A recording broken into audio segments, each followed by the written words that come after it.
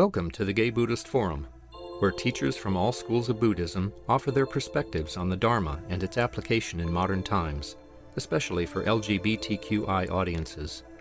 These talks are offered freely to the world and made possible by appreciative listeners. If you would like to support our efforts to share the Dharma with underserved audiences, please visit gaybuddhist.org. There you can donate, find a list of upcoming speakers, or enjoy many hundreds of these recorded talks dating back to 1996.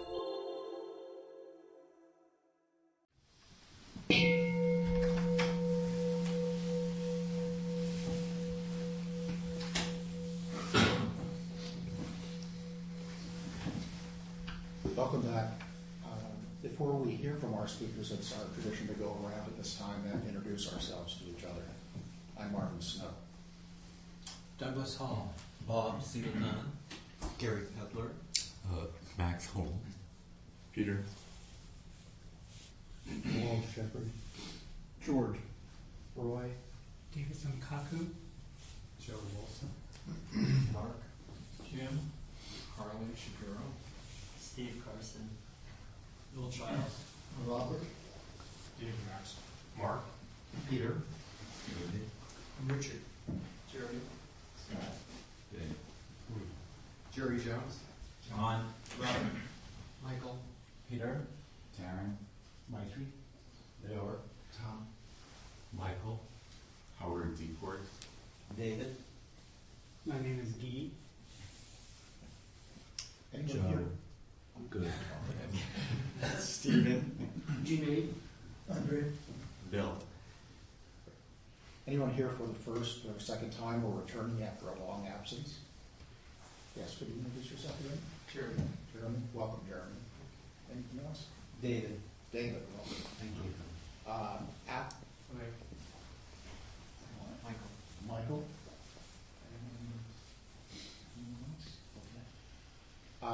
We hope that you'll join the people who have been here for some time at our social hour after the speakers have concluded their presentation. See, this morning we have a program put together by three longtime sangha members, Dyer, Ari Kleiman, and Jim Stewart. And I think with that brief introduction, I'll let them explain to you the rest of the format here. Jim, do you want to speak to We don't have much of a format. We were given instructions and we're sort of winging it. It's official. Okay, yeah, that's official. Right. Yes, I volunteered to begin. This is a topic that's very pertinent for me. I'm very interested in spiritual friendship, male friendship. We did a small group discussion a while back on this topic, and it was quite, it generated quite a lot of interest. So what I want to start out with saying is, my experience of spirituality before the last 10 years or so is that I usually saw it as kind of a solitary path, a spiritual path, and it was kind of sometimes a lonely thing. It was something that, required solitude, meditation, focusing in on myself. And what I've come to see is that, spirituality is not a solitary path. It's really, for me, involves people. And one of the things that I get from involving myself with people is that I do get to see myself reflected back to me from other people. I cannot totally see myself. There's a quote I like. It calls it the I cannot see itself. The EYE cannot see itself. And I think the capital I cannot see itself either. And we need other people to reflect back to us who we are or how we are, how we come across. So I find that a helpful thing, the friendship or the relationship thing. Let's see. One of the things I really appreciate about this sangha is that we do socialize. We have a social time after the sitting, and we do get to know each other. And I think that's not always the case in a lot of spiritual gatherings. And I even noticed that people who come to speak here comment on how the sangha is different from other sanghas and that they feel welcomed here. I'm thinking specifically of Susan Moon, who spoke a few weeks ago, and she mentioned that specifically. So, as gay men, I think, we share a common suffering. We know what it's like to grow up in a culture that is not welcoming to us and our feelings and our attitudes. And so when I come here, I feel like I'm in a group that kind of understands where I'm coming from, or my suffering. And then we also share a spiritual practice. So that's a lot of common ground, I think, to have a common suffering and a common spirituality. And I appreciate, being able to talk with other people that are in that similar place to myself. And as gay men, I think there's always a lot of ambivalence about establishing friendships and connections. And sometimes, my early history is like the only reason to become intimate with another gay man was, to perhaps have a sexual connection. And over time or age or something, I no longer feel that way. I am very interested in establishing, connections and friendships with other gay men that are not about sex or having sex with that specific man. Most of my intimate relationships today are with other gay men, and they're not sexual. But it's interacting with people who are willing to share, problems, pain, difficulties, and success, what's working for them in their lives. I find for myself, I like small gatherings better than large ones because I really get to see and talk to each individual. It feels like a little group of 4 or 5. And I like the small groups that we break into for that reason, because I really get to hear and experience the other sangha members here for a while. And also for me, I think friendship requires spending time together, spending time with somebody. It really takes time to get to know somebody and to really cultivate a friendship. I think it was Aristotle or Plato, was a Greek philosopher, said, fine friendship requires duration, not fitful intensity. Mm-hmm. And I thought, how far have we come since 400 BC? I think it's still true for me. Would you give me a little warning when my time is up? One of the things that's been helpful to me, I am a member of a 12-step program, Al-Anon, and one of the tools of that program is sponsorship. And sponsoring or being sponsored by another person in the program has been a real way of developing an intimate, meaningful connection with another person that's not about sex or, what are we going to do together? It's really focused on the spiritual path and the program and, learning from this person. And one of the benefits that I've really been getting in recent years is sponsoring men that are like, gay men that are like young enough to be my sons. They're like in their 30s. And it's just wonderful to have this connection with a man that's young enough to be my son. And it's not about, how am I going to get him into bed or, it's not about the way it used to be. So sharing what I have learned as experience with this younger man and listening to his, dilemmas has been really a way of connecting spiritually for me.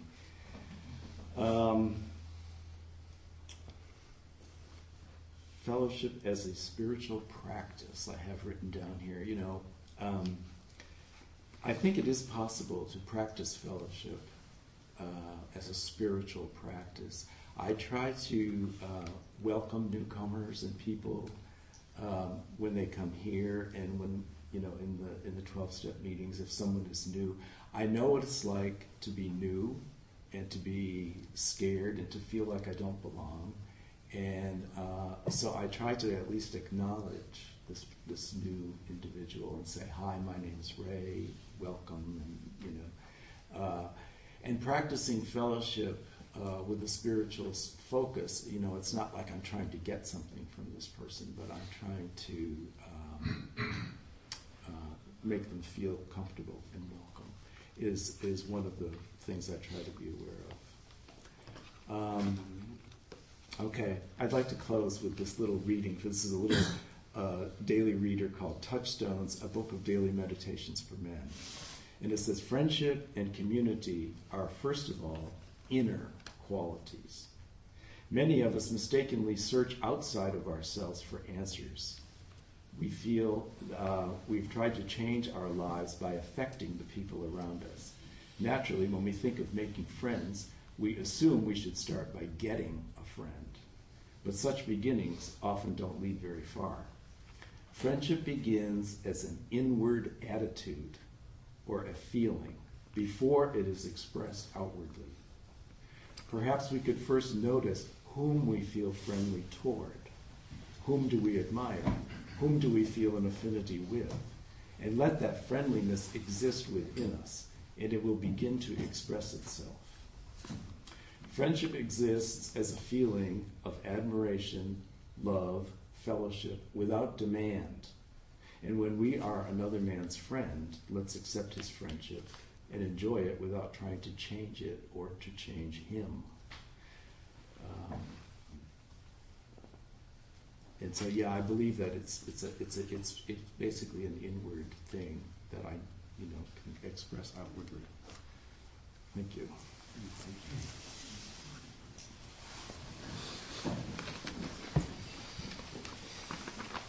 My name is Ari, and I want to start first by having everyone close your eyes, take a nice deep breath in, and let it out with a sigh. And let's do that twice more.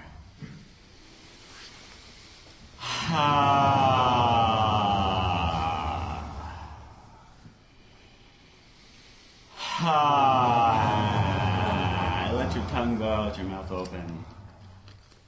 Okay, I feel better, thank you. Well, in brainstorming, I came up with a short list of things that I felt were really important, and Ray has exemplified pretty much all of them. We didn't even talk. So I'm going to, read through the short list really quickly, and then we'll come back to the list at the end, I think. Okay, so be generous. Be present with others. Practice empathy. Share. Take risks in being open. Invite others to share. Share energetic connections. Meditate together. Do yoga, body work together. Touch, hug, hold hands. So that's my short list. And Your PowerPoint. PowerPoint, yeah. By the end of the day, we'll all be doing this. So what I really wanted to talk about today was empathy. I think it's a word that a lot of us don't even really know deep down, what it is. And I'm wondering if people in the room can just shout out some words that come up for them when you hear the word empathy. Compassion. Kindness. Understanding. Thoughtfulness. Support. Stillness. Listening. Attunement. Okay. And allowing. All right, thanks, guys. So I looked up probably like 15 definitions of empathy, and a lot of them I really didn't like. And I'll give you an example or two of those.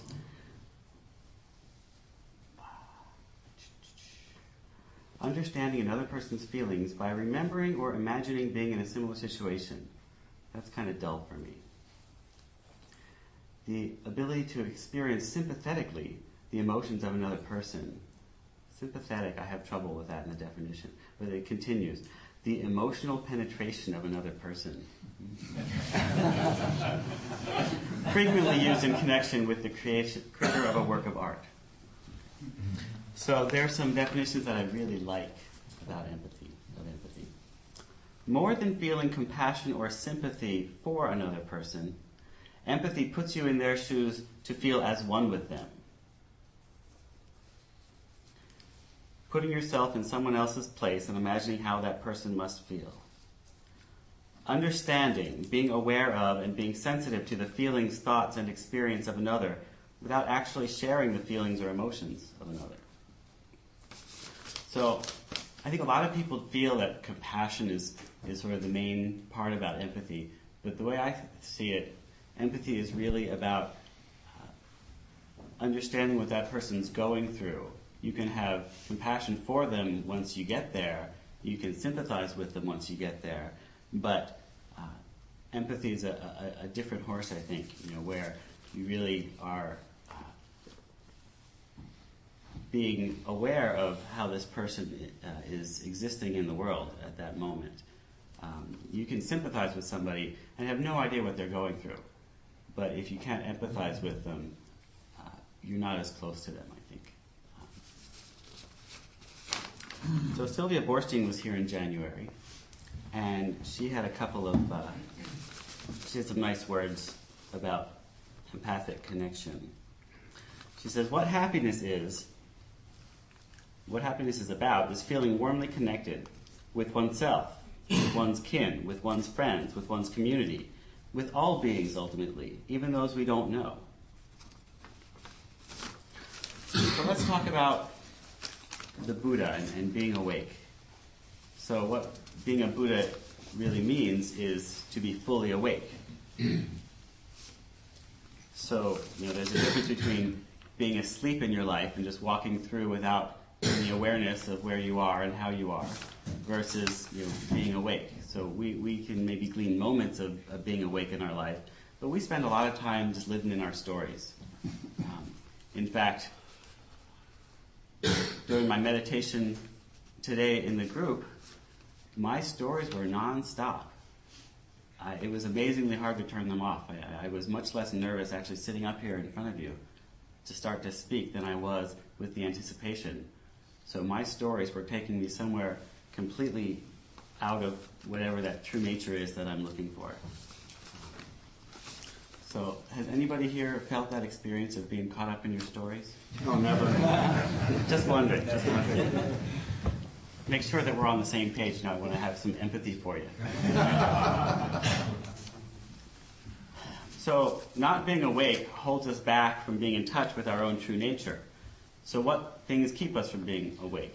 We have these stories. We have these past events that we're holding on to. We're angry. We're sad.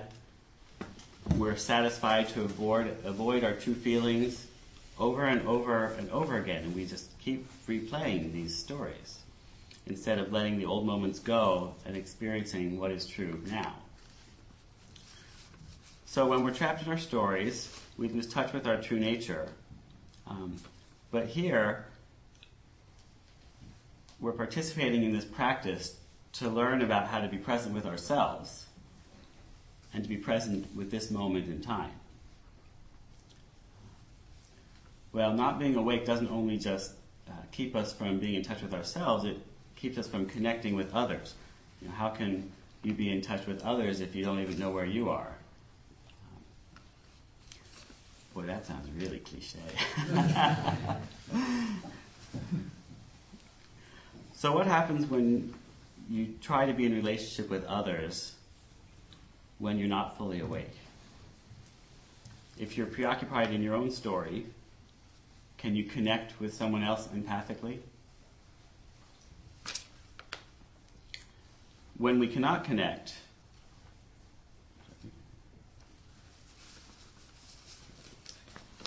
if we're not present with the other people around us, there's not going to be that deep connection. Ray was talking about he likes a small group because how do you connect with 50 people at once?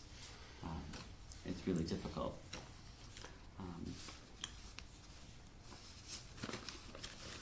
So I came up with the question also of, so Ray talked about how years ago he had this spiritual practice and he felt sort of solitary and alone. But he really wanted to be in touch with sangha. And that's always been a really big question for me. How do you have this practice that's deep and internal while also being able to connect outwardly? So how do you really do both of these things? And my answer to that is you practice. You go out and you join sanghas and you make time for small groups and you go back to that list. You attempt being present with others while you're still present with yourself. You be generous with those others. You share of yourself and you ask people to share of themselves. And take risks. You can't connect with others if you're just sitting inside your own vessel. I've probably gone way over. I'm going to have one more quote and then I'm going to... Don't cut yourself off. Okay. Find ways to be energetically present with people that don't involve talking. That's one thing I really want to talk about, actually. Notice when your stories take over. Oh, please. Notice when your stories take over and come back. Notice when other people's stories take over, and then have compassion for them. Okay, so Sylvia also said, a cause of happiness is that sense of being warmly connected to people I know and don't know, all of whom I can intuit are having their own version of my story. It's everybody's story.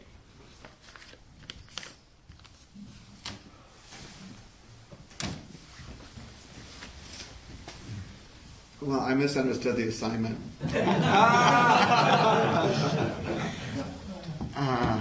But since they all have paper, I got more paper. But I'm going to trim it. Spirituality, what's that? Friendship, these are immense considerations. So it's been a very fruitful topic to consider. It's sort of like the old, congressman when discussing pornography laws. He said, I don't know what it is, but I know it when I see it. And I think we sort of have the same thing about a spiritual friendship when we have an encounter, and it can be extremely brief, that's a pivot point, that something shifts, and you were grateful for it, and you don't forget it. Some definition of friendship, some friends are just very briefly, and some friends are for a time, and other friends are for for a long time, and they happen in different time frames. And I was blessed to grow up in a family that had long friendships, and so it was modeled that when people enter your life, they just stay in your life, and that's your life. So that worked for me, and I've had good fortune in my friendships. And the people you love, spirituality, what is it?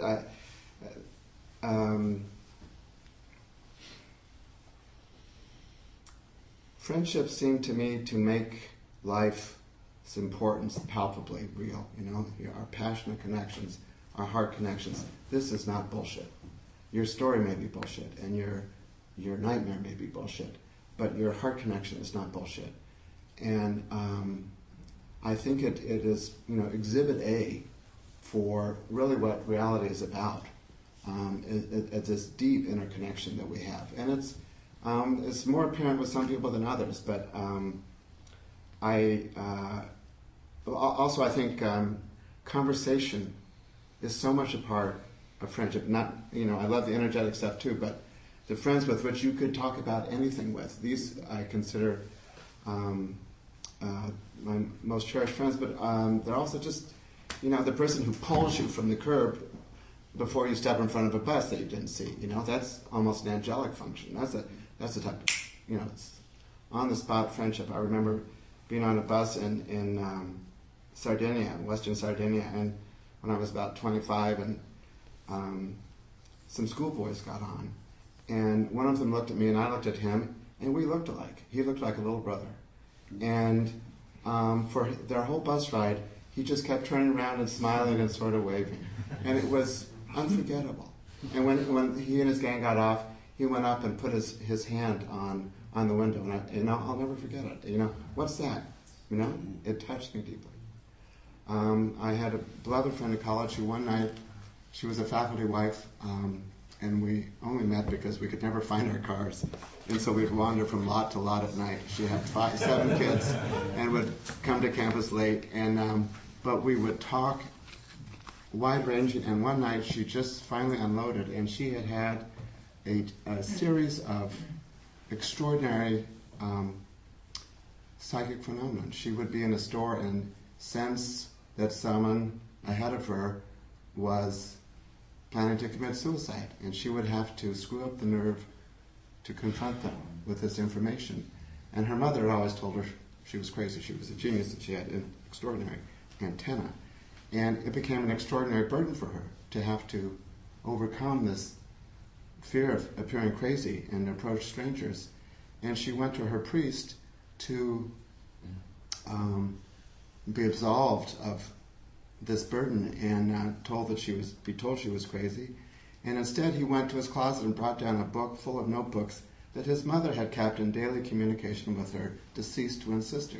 So he did not relieve her of this burden and eventually it became so intense that she went to her priest and he said, pray that it stops. And she did, and it did. And I went home and told this to my father, who's a minister, and I said, what about this? And he said, oh yeah, it's happening all the time. People just don't believe it's possible. So they don't act on it. And it was, so just that conversation that she was willing to sit down in the dark by a fountain and unload this burden of what had been happening to her. I mean, I'm to this day grateful because it just slashed open limits on reality that I had just assumed. I had assumed reality was as it seemed. So I point to that as a very deep friendship. But also, in terms of the interconnectedness, I had a beloved friend. I was not happy when I arrived in college, and I hated the dorm, and I didn't like the guys, and I was just a gigantic mistake. And then I met my friend Steve, and it was like, oh, God. It was a reunion. We just picked up from wherever we had left off in some previous plane. And for the next 20 years, we built a life together. We were never lovers, but we were partnered. And he was part of the early wave of guys who died when there was no medication. I was so angry. We were all sad, but I was angry too. And I had some friends who sent me to a psychic healer. They thought I was in distress. I could not accept this. And this healer went into we meditated together, and then she just said, in all your previous lifetimes together, including when you were his mother and he was your daughter, he always dies first. And something went click, and that I could stay cosmically pissed for eons amused me deeply, but it settled something in me. And I was able to go on. So from me to you, I believe that friendships are proof that even though our ego stories clearly do not endure, our gender, our sexual preference, our careers, our bodies certainly will all be, will sink back into the ocean.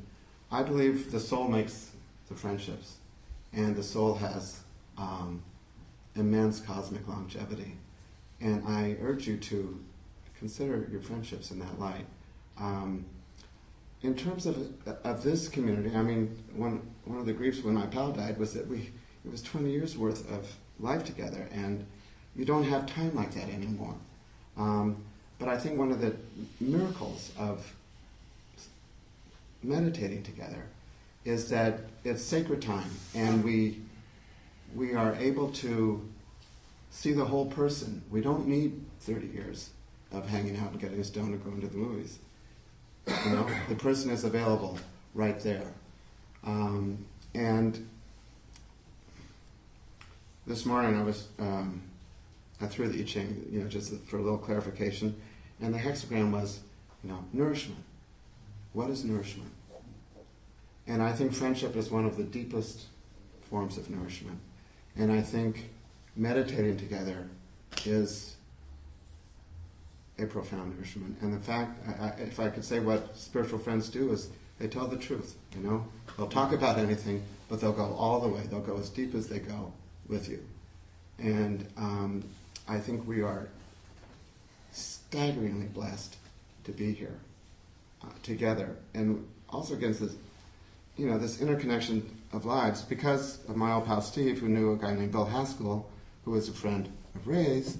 When I decided to go into body work to work with people with AIDS, Bill knew that Ray did that, so I met Ray.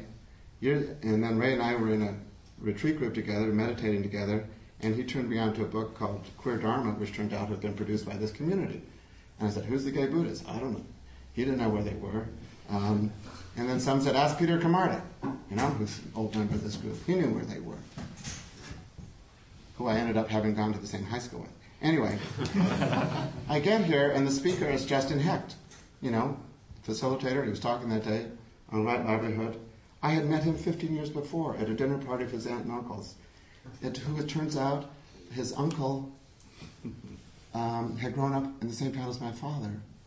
And my grandfather had married Justin's parents. It was just like, oh my God, this interweaving. And I think that is the miracle of our lives, that we're constantly bumping into mirrors and to assists and to helps. And just one last thing. I recently got a cleaning lady. I was going away and people were staying in my house and I didn't have time to clean, and I had this little card, so I called Gladys and she came. This is fabulous. It's a whole new experience to have your life just spiffed out. But I have a lot of pictures around, and one side of the pictures is are my friends who have died. But Gladys doesn't know about this little design. She commingles the living and the dead. When she does them, she puts them all back. And at first I thought, oh, no, this is...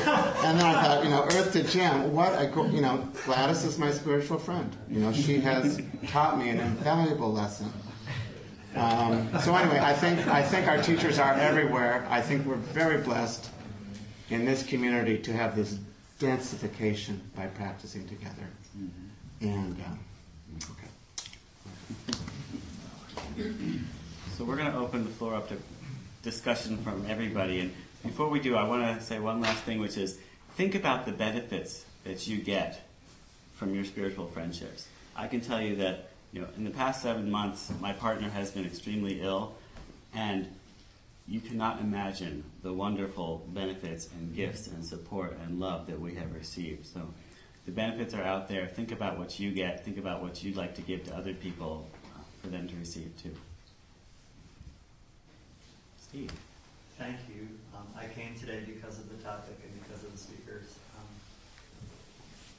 I just wanted to share a struggle or a challenge that I face in this community, and it's about this, because I think friendship is about the sharing of truth and weakness and vulnerability. And spirituality should be about that too, but spirituality is about naming those things. And I think one of the pitfalls to avoid in a community is when somebody's feeling vulnerable or weak, to avoid, oh, that's suffering. Oh, that's impermanence. Not let us have the experience. We tend to do that. Oh, that's that. Friends don't do that. Friends let you have it when you're having it. Later we'll talk about what it means. But we're still men, even though we're gay and Buddhist. But we're still men. There is that tendency to name it, to control it. And it's something I just want to be aware of as we build community, that especially in little groups like out there, you'll be sharing something important, somebody walks by, well, that's just impermanence. Well, fuck you. You know? Don't label it till you've been in it for a minute with me. So it's the empathy piece. You don't skip over the empathy before you label it. And it's just something I think we need to be aware of, that my experience is not your chance to label it. That's not friendship. I always have the Does that make trouble sense? with, just like there's that push-pull between how do you be internal and spiritual with yourself and then also be open to being with others. There's also, so how do you experience that moment of whatever pain or suffering you're experiencing and then eventually let it go? When do you allow yourself to start that labeling or whatever? How long do you want to sit with that suffering? That's good. As a psychotherapist, I want to tag on to what you just said and echo the value of that, because we're trained to know that the quickest way to move through a difficult time is to have compassionate listening for the person who wants to tell what it's like and what they're going through. That's the quickest way to go through it, and to be able to let it go, and not to clamp it down or shut it down by labeling it or whitewashing some rationalization of it. So, I vote for compassion. I would like to hear some examples of what people have in their lives now at this time that they consider to be spiritual friendships or connections. Paul? Yeah, Ray, I'm an Al-Anon too. And one thing that the 12-step programs encourage is making program calls to other people in the fellowship. And for reasons I don't know about, there's only one person in this sangha that I feel that I would call when I felt troubled. And it's really helped in the 12-step fellowship. And in the 12-step fellowship, usually there's a check by the name if you're willing to accept calls. And maybe if on the list we could somehow signify by an asterisk that this person is willing to accept calls, it would encourage me. Until we had the small group discussions, I had been in the Sangha for years, and having the social afterwards did not bring me closer to the Sangha, I felt. It wasn't until we had those group discussions that I went, there's a real richness here. Because out there, it's pretty, party talk.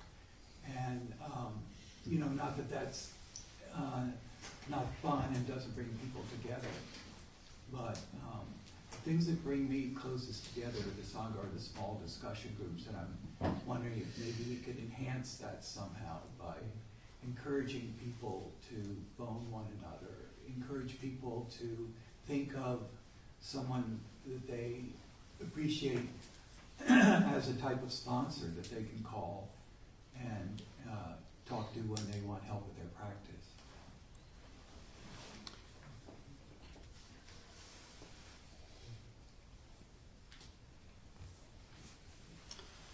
Bilsey. I'm yet another member of Al-Anon. So my experience there was overcoming a sense of isolation, loneliness, and a lot of that stemmed from a deep sense of shame, which is something that's very common to people who've grown up as closeted gay men. You feel just deeply, toxically ashamed of who you really are or what you've done.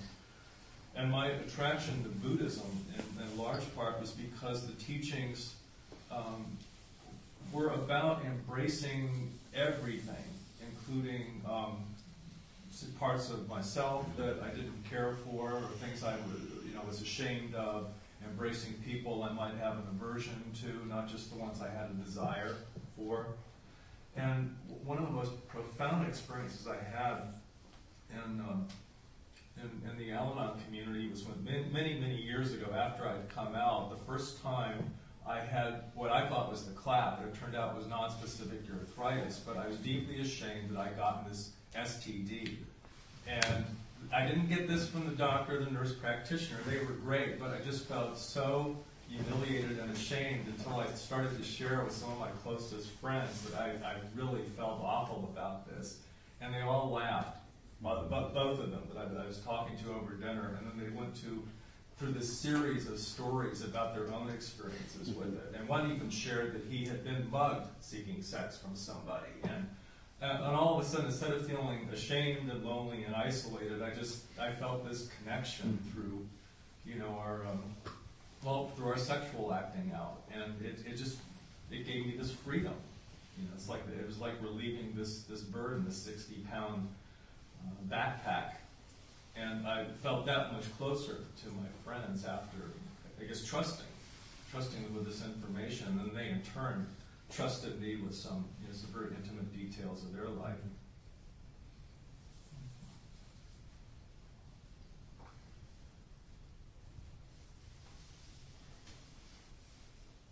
Jerry? What I try to remember a lot is when I'm with a friend and we're talking is to, if they're having a problem, say, do you want me to listen or do you want me to solve it? Because I like solving problems. And there's a study where, and then we're taught that we get like dopamine or something hits us in the brain when we solve problems. And I don't know about you, but I keep Post-its on my desk, and when I finish something, I feel so like a rush that I completed something. So I think it works both ways. I think if you go to someone and you say, I'm having this stuff, would you please listen to me? Because I think our first thing is always try to solve it. And sometimes I just want to talk about what's going on. Or the other way, it's like, talk to someone, do you want me to just listen? Because we should just try to go in and try to solve it. I think it's part of society. So I think I've tried that, and I try to remember. Sometimes I forget, but if you remember for a split second to good communication. Darren? I think that's something that's come up in my friendships with women, is they tell me, I just want you to listen, I don't want you to solve this. Maybe this was something that being in an all-male group, I don't know, kind of speaks to what Steve was talking about earlier, that women are kind of better, I think, at just listening and not trying to solve it. And I've gotten a lot of flack from my women friends, and I get into that mode, and they're like, no! Don't do that, just listen, I should talk. So, something to be aware of. Mark? Okay. Both Marks. I was just thinking about, I think one of the most profound experiences I had with spiritual mentor was 2 years ago I was down in Tassajara for 10 days. And I actually hadn't really thought about that for quite some time. And it was remarkable because I was there, I went for a little workshop, but I was also there for many other days, and so I kept being kind of moved around to housing, so I kept sharing my quarters with other people from other men. And every one of them, it was just a remarkable series of connections. And it was a place where you really could just slow down, just really be present. And there was one guy, one straight man that we had an incredible connection, and he was going to come say goodbye to me, and he had to leave early or something, so I dashed to go say goodbye to him, and this woman, I forgot her name, came up to me. She said, slow down, stop, he's gone, he's left. And she said, that's just sort of the nature of this place. I mean, you're just... he had to leave early, so on and so on. And it's not, in the friendship isn't fleeting, because I don't know if that's the right word, but it really, it just was a very, it was what it was. It was in the moment, of the moment, came and went, and sort of that was it. So, that's all. I mean, I mean, I've been thinking about it. I think I'm ready to go back there again, so just for that reason. I was thinking of a friend I spent last night with, a friend Maria, and it's just thinking of what Jimmy said about just sort of the spirituality added to the friendship, and it strips away a lot of the crap, like ego and all of that, and I feel like we're more authentic together. And she and I trained together as yoga teachers in a month-long intensive live-in, let it all hang out, program, and it was really transformational. And we kind of like went through the fire together at the same time, and it's like, okay, you're in forever. This is the feeling. Just that. I can't imagine not being friends with her, and it feels so easy when we get together. we don't talk about bullshit. We had a great little philosophical discussion, and we sat together and we did a little healing together. It was just a free-flowing, and I don't have any tension in my shoulders. Maybe it's like, you know what I mean? Like you meet people or you're getting to know people, and maybe people I call friends that I've known for years on sort of a more superficial level. It's just a real heart, kind of people. I know I'm repeating what y'all said, but it really kind of knowable feeling. Sense of ease. I want to share a weird story about how sometimes I'm prejudiced and I don't realize it, that I think that people wouldn't want to talk about something spiritual. And I was in a week-long silent retreat in September. One of my dearest friends was getting married up in Mendocino, and so I arranged to be able to leave the retreat for one day, drive up to Mendocino and all that. So I did not remain silent during the wedding. And so everyone was up there for the week. It was a long holiday weekend. Oh, where are you staying? And I said, well, I'm not. And oh, you just come up for the day. Well, why is that? Well, I'm in the middle of a silent retreat. You can't tell by listening to me. I'm not there. But I was there. Well, what is it? And I was tell them. I wasn't intending to tell them that I was a Buddhist or that I was in a retreat or any of that. And suddenly, these people that I would never have thought would want to talk about spirituality, their own path, or was pouring this out. I wasn't asking it. I was so pleasantly surprised and humbled by my own predisposition, thinking that people didn't want to talk about that. I was shocked. It was an amazing experience.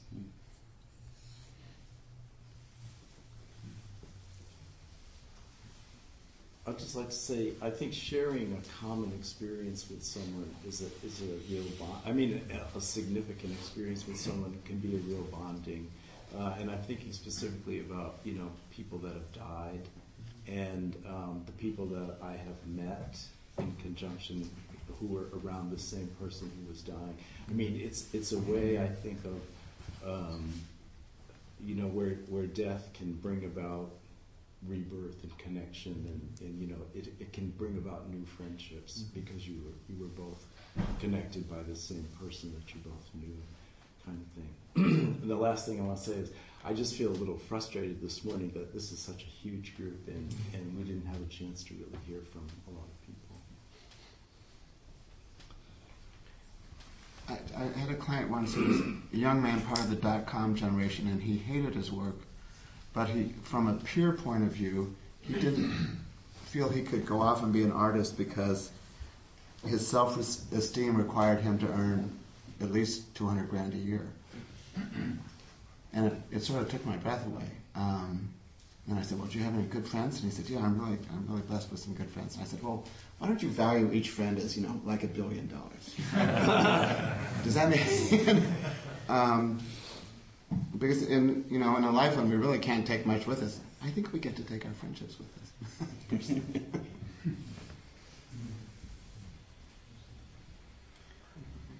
Try your thing. Okay, well, let's do a little 2-minute exercise. So find a person sitting next to you.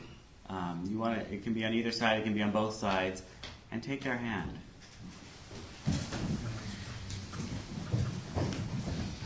You have to scooch a little, scooch.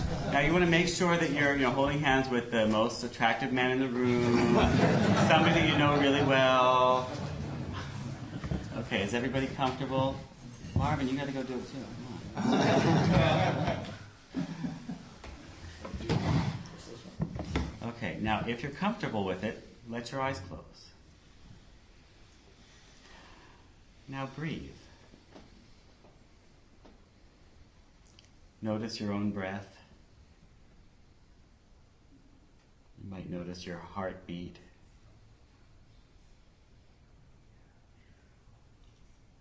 Now see if you can notice the breath of a man next to you.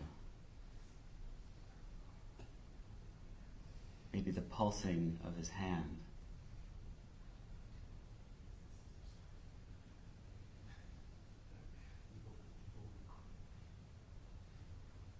And just sit and notice.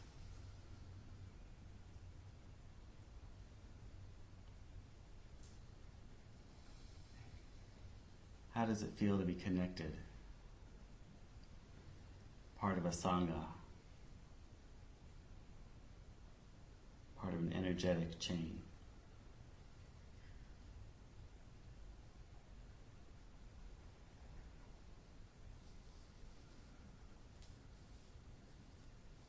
Now, keeping your eyes closed, slowly let the hands fall apart.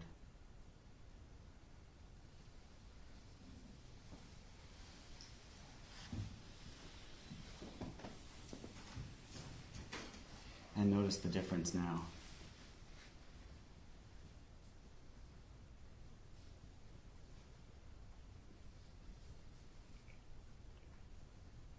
And gently allow your eyes to open.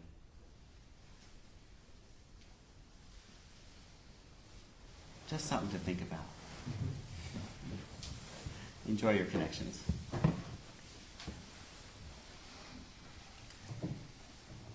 Well, Sangha brings all three of you from our Kamala.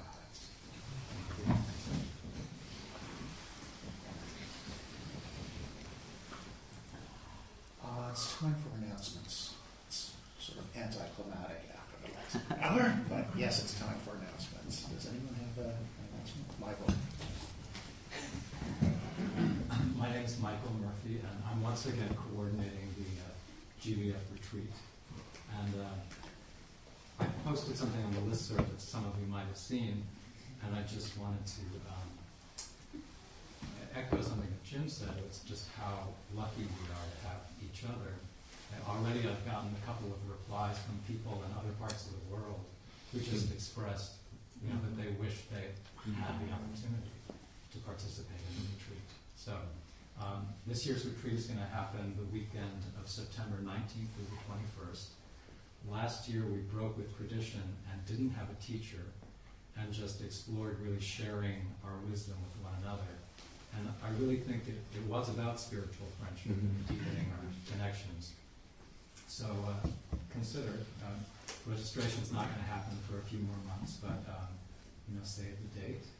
And think about, if you would like to attend, if there's something you might want to share with the group. That would be a risk you could take to be more connected. So Last weekend of September? Is that? It's the 19th through the 21st. Okay. So.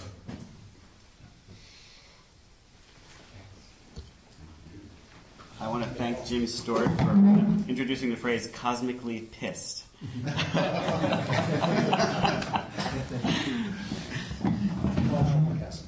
I put on the listserv last week, there's going to be a theater party for GVF on April 19th. Just happens to be one I directed. I've been directing for 40 years. It may be the most fabulous thing that's ever happened. It's gotten rave reviews from the critics and the audiences. And it's going to be on a Saturday. And I have a paper out there which is a copy of the listserv announcement. And I also have some postcards that the theater makes in promotion. And if you want to go, make your reservations in advance, because sometimes the Saturday night performances sell out. And if I know how many GBF people are coming, I can save a block of seats. And I'd ask you to get there as close to 7:30 as possible, because the people who come to Masters all the time are kind of always a little miffed when seats are reserved and it's general admission. So don't wait till 8 o'clock to claim them, or people will be maybe have to take them. And also, if you want to go to dinner up there, there's a great Chinese restaurant that I suggested, and we got there around, if anyone could go and wanted to get there around 6:15, then we'd be finished dinner by 7:30, and it's just a short walk from the theater. Point Richmond is not like Richmond. It's a very isolated little village. It's really very picturesque. And we could meet afterwards at the Hotel Mac across the street. It's the Turner Century Hotel. And they have a great bar and lounge there where we could have a beer or a soft drink. And I'm going to ask them if they can serve tea there. They're very accommodating to groups that go to Hotel Mac because they get a lot of business. The theater gets a lot, who go to Masker's Playhouse, they get a lot of business from them. So I'll ask them that. So again, I put, hard copy of the email that I sent, and there's some postcards out there that the theater sent to the place. So what you would do is buy your tickets or reserve your tickets online with them, and then let me know that you're coming so I can reserve you. Yes, sir. Yeah, I'd just like to inform the Sangha that I talked to Nobu Yamaji the other day, and his house burned on Thursday night, just over here on 22nd in South Bend, Mass. So he was quite, of course, overwhelmed, and we went over and looked at it. But just so people know that that's what's happened, and maybe send him some spiritual healing energy. Jerry? Yes, hi. My name's Jerry Jones. I'm going to be your speaker coordinator for June, July, August, and September. And if you have anybody that you'd like to come and speak, please see me. And also, we're looking for people to do Dharma duos. And they're a lot of fun. You get to tell your story and meet people and show yourself. So if you're interested or have any people you'd like me to bring in, come see me. I'm part of the San Francisco Choral Society, and last night we had the first of our two-night run. Tonight's the last night of a really quite spectacular piece called The Armed Man, a choral exploration of the sort of tradition of war among mankind. And it was very well received, and it's very interesting piece.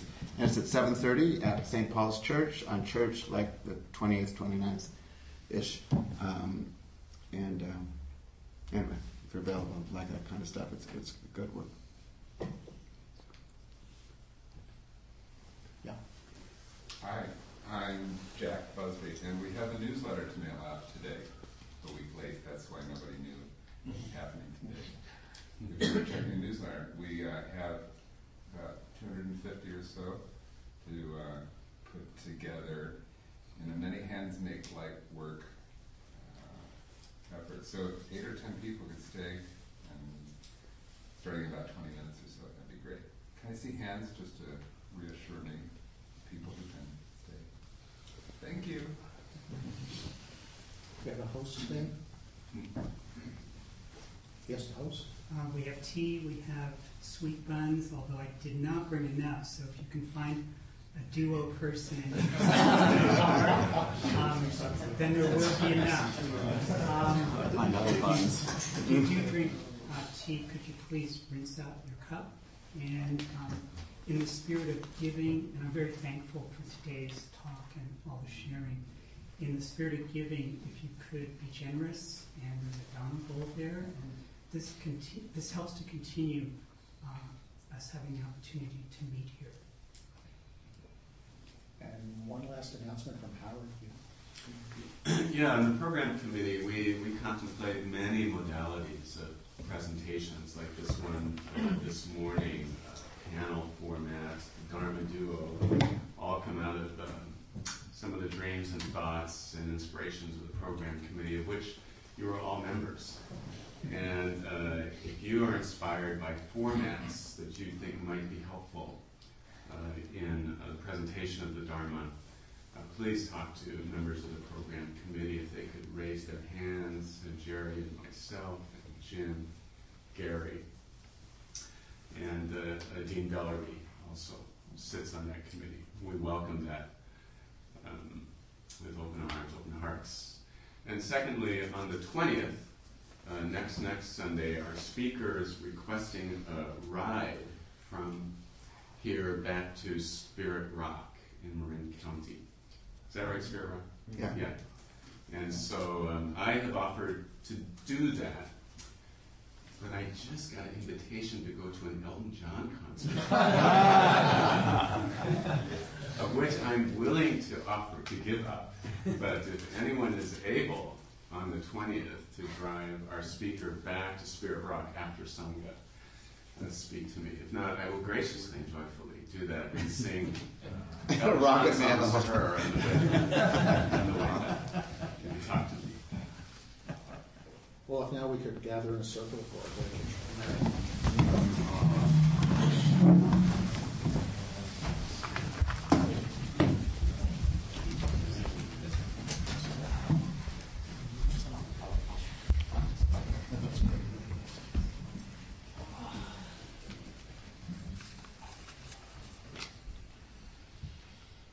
By the power and truth of this practice, may all beings have happiness and the causes of happiness. May all be free from sorrow and the causes of sorrow. May all never be separated from the sacred happiness which is without sorrow. And may all live in equanimity, without too much attachment or too much aversion, and live believing in the equality of all that lives.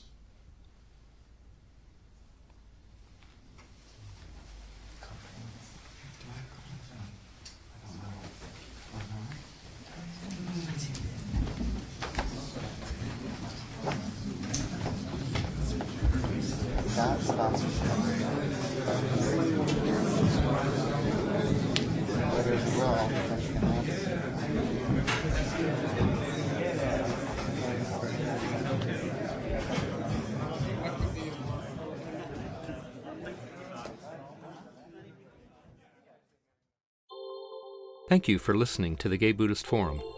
If you would like to hear several new talks per month and be notified of upcoming speakers so you can participate live, please subscribe to this podcast, like us on Facebook, and join our mailing list by visiting gaybuddhist.org.